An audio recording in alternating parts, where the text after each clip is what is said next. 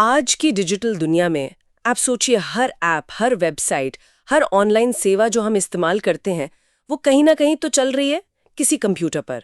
और ज्यादातर मामलों में वो कहीं Amazon वेब सर्विसेज या AWS होता है। ये सिर्फ Amazon की ऑनलाइन शॉपिंग वेबसाइट नहीं है, है ना? ये उससे कहीं ज्यादा बड़ा है। हाँ, बहुत ज्यादा।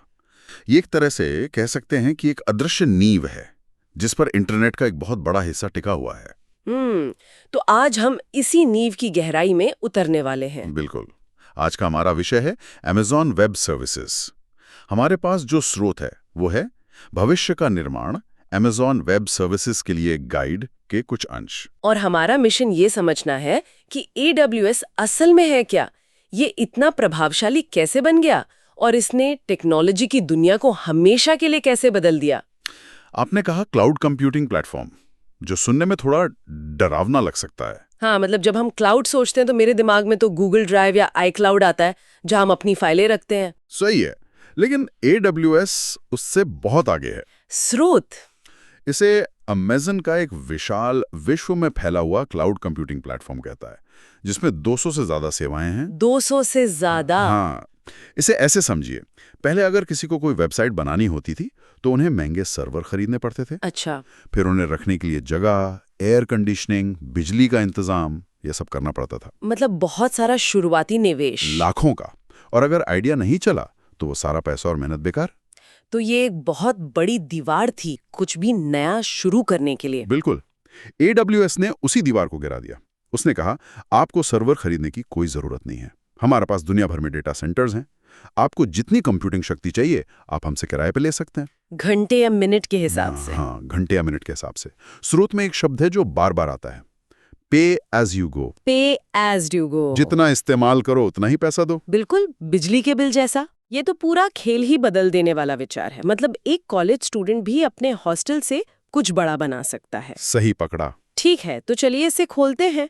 अगर AWS एक बहुत बड़ा टूल बॉक्स है तो इसके अंदर सबसे जरूरी औजार कौन से हैं? स्रोत इसे कुछ मुख्य हिस्सों में बांटता है: कंप्यूट, स्टोरेज, डेटाबेस। कंप्यूट से शुरू करते हैं। यहाँ वर्चुअल सर्वर, सर्वरलेस और कंटेनर जैसे शब्द आते हैं। इनका क्या मतलब है? ये तीनों कंप्यूटिंग पावर इस्तेमाल करने के अलग अलग तरीके हैं। वर्चुअल सर्वर सबसे सीधा है। ओके। ये ऐसा है जैसे आपने Amazon के डेटा सेंटर में अपना खुद का एक निजी कंप्यूटर किराए पर ले लिया हो। पूरा कंट्रोल आपका होता है? पूरा कंट्रोल। मतलब सारी जिम्मेदारी भी हमारी, अपडेट, सिक्योरिटी, ये सब? बिल्कुल। और यही इसका फायदा और नुकसान दोनों है। आपको सब कुछ मैनेज करना पड़ता है, जो एक सिरदर्द हो सकता है। और इसी सिरदर्द को खत्म करने के लिए सर्वरलेस कंप्यूटिंग का विचार आया। सर्वरलेस मतलब सर्वर है ही नहीं? नहीं, सर्वर तो हैं, लेकिन आपको उनकी चिंता करने की जरूरत नहीं है। एक मिनट, ये कैसे काम करता है? मतलब कोड चलेगा कहाँ अगर सर्वर की चिंता ही नहीं करनी? सोचिए, एक डेवलपर अपना 70% समय सर्वर की चिंता करने में बिताता था। अच्छा। सर्वरलेस ने इस समीकरण को उलट दिया। डेवलपर बस अपना कोड लिखता है और AWS को दे देता है। AWS अपने आप सही सर्वर ढूंढता है, उस पर कोड चलाता है। और जब काम खत्म तो सर्वर बंद? बिल्कुल। और पैसे सिर्फ उतनी ही देर के लगते हैं जितनी देर कोड चला। ये तो कमाल है। मतलब डेवलपर अब असल काम पर ध्यान दे सकता है। नवाचार की गति 10 गुना बढ़ जाती है। वाह। और तीसरा शब्द था कंटेनर। कंटेनर को शिपिंग कंटेनर की तरह समझिए। पहले हर चीज के लिए अलग अलग पैकिंग चाहिए होती थी। हाँ, बहुत झंझट था। शिपिंग कंटेनर ने कहा, सब कुछ एक स्टैंडर्ड बॉक्स में डालो, फिर हमें फर्क नहीं पड़ता कि अंदर क्या है। अच्छा। तो कोड के लिए कंटेनर भी यही करते हैं। वे कोड और उसकी सभी जरूरतों को एक स्टैंडर्ड बॉक्स में डाल देते हैं जो किसी भी मशीन पर एक जैसा चलता है। तो वो मेरे लैपटॉप पर तो चल रहा था वाली समस्या खत्म? हमेशा के लिए खत्म। ठीक है, तो कंप्यूट से हमें प्रोसेसिंग पावर, मतलब दिमाग मिल गया। लेकिन इस दिमाग को काम करने के लिए जानकारी भी तो चाहिए। ये सारा डेटा रहता कहाँ है? इससे हम स्टोरेज पर आते हैं। स्रोत 3 तरह के स्टोरेज की बात करता है: ऑब्जेक्ट, ब्लॉक और फाइल। हाँ, क्योंकि हर तरह के डेटा की जरूरतें अलग होती हैं। जैसे मान लीजिए आप नेटफ्लिक्स जैसी कोई सेवा बना रहे हैं। आपके पास फिल्में हैं, यूजर्स का डेटाबेस है और कंपनी के कर्मचारियों के लिए वर्ड डॉक्यूमेंट्स हैं। ये तीनों एक ही तरह से स्टोर नहीं हो सकते। दिलचस्प है। तो कौन सा कहाँ फिट होगा? फिल्में, यानी बहुत बड़ी बड़ी फाइलें, वो ऑब्जेक्ट स्टोरेज में जाएंगी। ये लगभग असीमित स्टोरेज की एक विशाल तिजोरी की तरह है।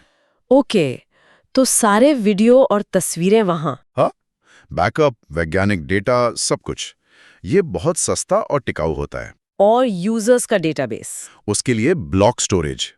इस डेटा को बहुत तेजी से पढ़ने और लिखने की जरूरत होती है। इसे अपने कंप्यूटर में लगी एक सुपर फास्ट एसएसडी ड्राइव की तरह समझें। परफॉर्मेंस के लिए। बिल्कुल। और तीसरा, फाइल स्टोरेज। वो आपकी कंपनी के कर्मचारियों के दस्तावेजों के लिए है, एक पारंपरिक नेटवर्क ड्राइव की तरह। समझ गई। तो AWS सिर्फ स्टोरेज नहीं दे रहा, बल्कि हर काम के लिए सही तरह का स्टोरेज दे रहा है। एग्जैक्टली। ये तो सिर्फ कंप्यूटर स्टोरेज की बात हुई। मुझे पता है कि डेटाबेस और नेटवर्किंग जैसी और भी बहुत सी सेवाएं हैं, लेकिन जिस चीज ने मुझे सबसे ज्यादा आकर्षित किया वो है आर्टिफिशियल इंटेलिजेंस और मशीन लर्निंग वाला हिस्सा। हाँ, और यही वो जगह है जहां AWS सिर्फ एक बुनियादी ढांचा प्रदान करने वाली कंपनी से कहीं आगे निकल जाता है। मतलब जो तकनीकें कल तक सिर्फ गूगल या फेसबुक की लैब्स में थीं, बिल्कुल। वो अब कोई भी इस्तेमाल कर सकता है। बिल्कुल, यही तो क्रांति है। एक उदाहरण दे सकते हैं? जरूर। मान लीजिए आपकी एक छोटी सी ई-कॉमर्स वेबसाइट है। आप Amazon की तरह एक प्रोडक्ट रिकमेंडेशन इंजन बनाना चाहते हैं। जो बताए कि ये खरीदने वाले लोग ये भी खरीदते हैं। हाँ, पहले इसके लिए डेटा साइंटिस्ट की टीम और महीनों की मेहनत लगती। अब आप AWS की AI सेवा का उपयोग करके अपने बिक्री डेटा को फीड कर सकते हैं। और वो आपके लिए सिफारिशें देना शुरू कर देगी। बस इतना ही। आपको जटिल एल्गोरिदम लिखने की जरूरत नहीं है। ये AI को एक प्लग एंड प्ले टूल बना देता है। वाओ! तो एक स्टार्टअप अब Amazon के बराबर की AI तकनीक का इस्तेमाल कर सकता है। ये तो सच में खेल के मैदान को बराबर कर रहा है। बिल्कुल।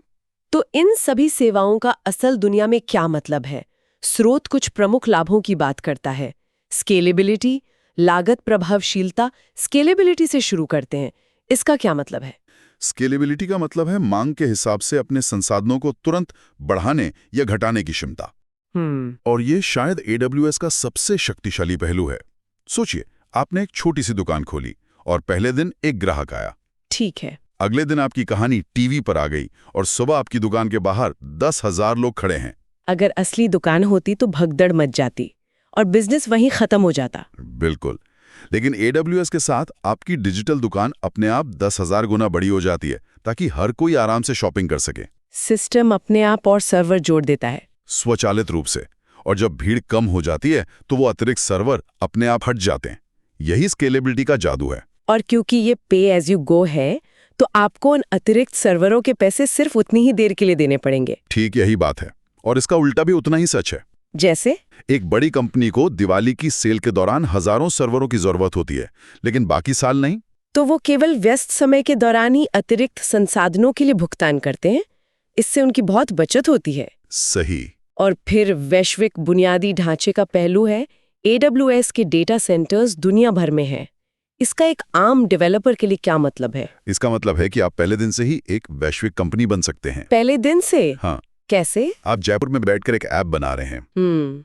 आप उसे AWS के मुंबई, फ्रैंकफर्ट और ब्राजील के डेटा सेंटरों पर एक साथ चला सकते हैं। तो जब जर्मनी का कोई यूजर उसे खोलेगा तो उसे फ्रैंकफर्ट से सेवा मिलेगी। इससे हर किसी को बहुत तेज और अच्छा अनुभव मिलता है। इसके लिए पहले हर देश में ऑफिस खोलने पड़ते, सालों और करोड़ों रुपए लग जाते। ठीक है, लेकिन एक सवाल है, सुरक्षा के बारे में क्या?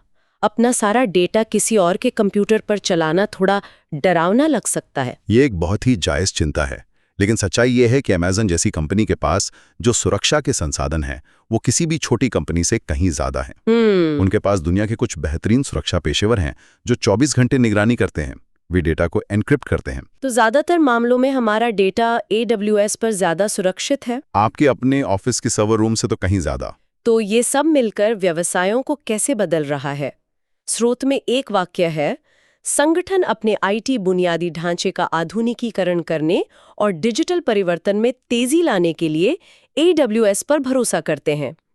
ये सुनने में बहुत कॉर्पोरेट लगता है।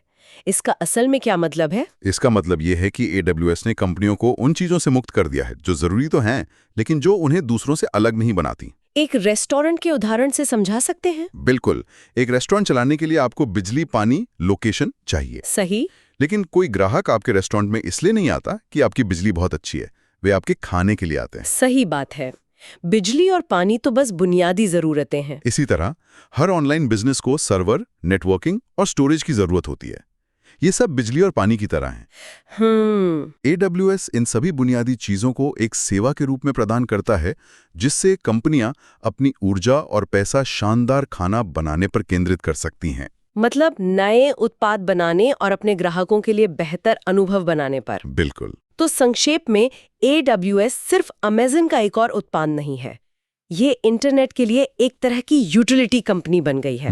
जैसे बिजली या पानी की कंपनी। ये एक मूलभूत मंच है जो स्टार्टअप से लेकर नेटफ्लिक्स और नासा जैसी सबसे बड़ी संस्थाओं तक को शक्ति प्रदान कर रहा है। बिल्कुल, ये एक अदृश्य शक्ति है जो हमारे बहुत सारे डिजिटल जीवन को संभव बनाती है। आपने इसे बहुत अच्छे से समझाया। ये अनिवार्य रूप से कंप्यूटिंग पावर, स्टोरेज और उन्नत उपकरणों की एक वैश्विक ऑन डिमांड उपयोगिता है। इसने प्रौद्योगिकी तक पहुंच को लोकतांत्रिक बना दिया है। मतलब कोई भी जिसके पास एक आइडिया और क्रेडिट कार्ड है, वो दुनिया की सर्वश्रेष्ठ तकनीकी अवसंरचना का उपयोग कर सकता है।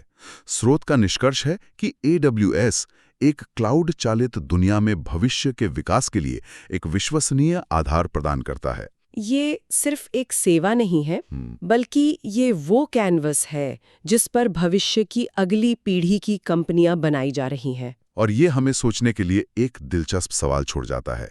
जब हमारी इतनी सारी डिजिटल दुनिया हमारी अर्थव्यवस्था से लेकर हमारे सामाजिक संबंधों तक एक ही कंपनी की नींव पर बनी है, तो उस नींव की मजबूती, उसकी निष्पक्षता और भविष्य की दिशा के क्या मायने हैं?